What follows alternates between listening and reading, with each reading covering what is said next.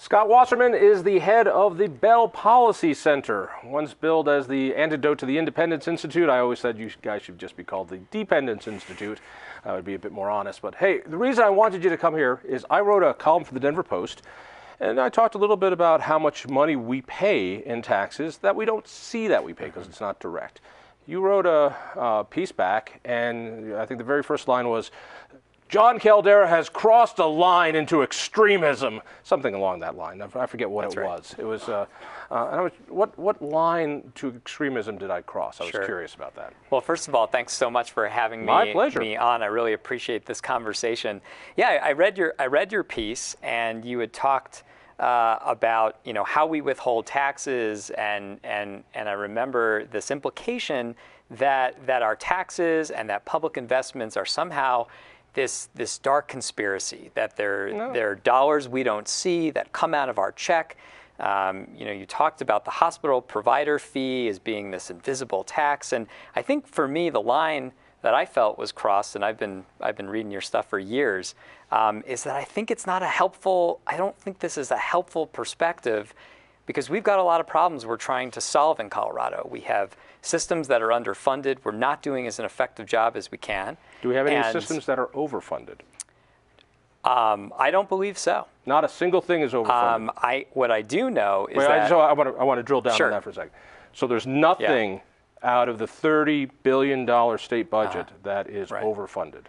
So I like to think in terms of the $10 billion of general fund that is collected in the state of Colorado. So the state spends $30 billion. Right. And you're telling me that there's nothing in that $30 billion that is overfunded. I think the challenge, and what I tried to point out in the column that you wrote, is that we can have a conversation about what may or may not be overfunded. I think the challenge... Is there anything overfunded?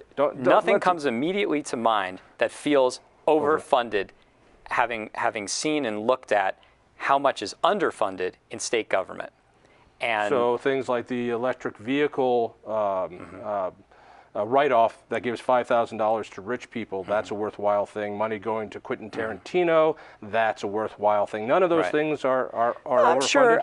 I mean, you used an absolute. Sure. Nothing is overfunded. Yeah, and I'm sure that you can look at, and so John, I think, and this is exactly what I was trying to point out with your column, is that you would like to paint the negative. You would like to talk about the things that are not going wrong or that are subject to debate, when in fact we have public programs that help middle-class Coloradans afford things like higher education, K-12 education, things that actually help more people be successful.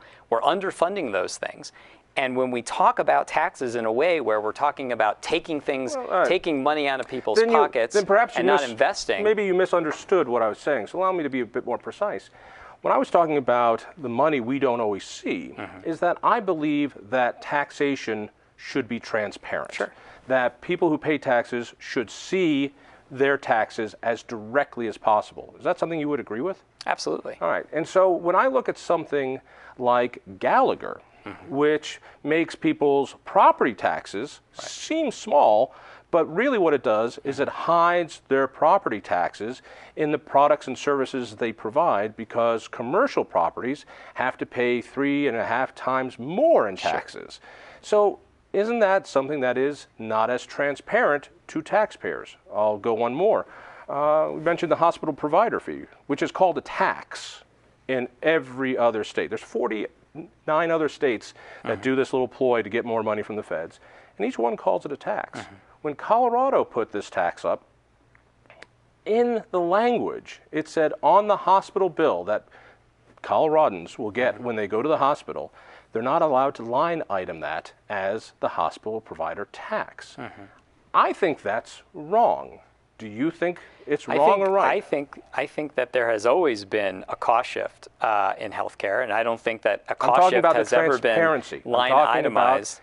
Well, the transparency on a bill. And I think the challenge, and what I was responding to, is that I think we have a very transparent public investment system. I think that if folks want to see... Public investment system? Absolutely. Is that code for taxes? No, I think that's what we do in the state legislature just a few blocks from here, where we talk about the kind of money that we take in and the money you spend. All you need to do is go to the state legislative website, and you can find reams and reams of paperwork that tell you...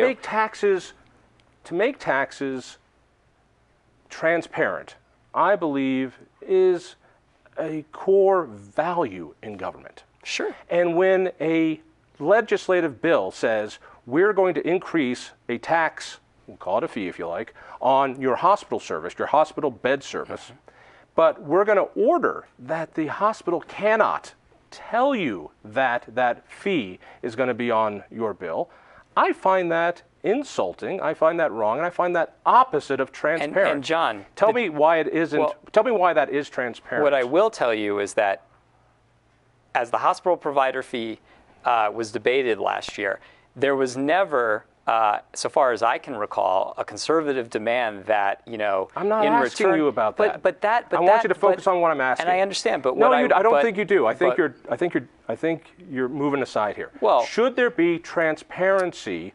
Let me finish the question. When somebody goes to the hospital, shouldn't the hospital at least be allowed to tell that person that your bill is 5% more because of this tax? I'm asking you. Yes, and I personally have no problem with that kind of note on a hospital bill. I think the challenge is that when we only talk about issues like this, what we are doing is we are poisoning the well, and we are making the conversation about what is really needed to invest in our, call it what you will. I call it, you know, public investment, that we all, when we pay taxes, we are investing in ourselves. We're not taking money away from ourselves. No, of course we're taking money away. You use the term investment. Investment is when I choose to put my money someplace. Absolutely. Coercion is when government says, I'm taking your stuff. But government is us. Why is government this alien person? Government is us. We vote on taxes. And let me go one further. And when you said we should have a better feeling about this and better conversation, why? How am I supposed to feel good about the government saying I'm going to pay 5% more for a hospital stay when it explicitly says, but you cannot tell the patient that on the fee? Isn't there an ethical question there? I'm asking you. I'm not. I don't want to hear about the legislature. Well, I'm asking you. But the legislature is you. I understand that. I mean, I'm talking about you. You are an individual, aren't you? I am an individual. Okay, so not everything you do is in the collective, right? And so I personally believe that, sure, that seems like a very Would you reasonable... join me? This would be an interesting thing. An Independence Institute, Bell Policy Center, get together and say, we want transparency in taxes. We want them to be transparent. And let's start with the hospital provider fee. Would you join me in that? I would love to have a conversation about that. I'm not talking about conversations.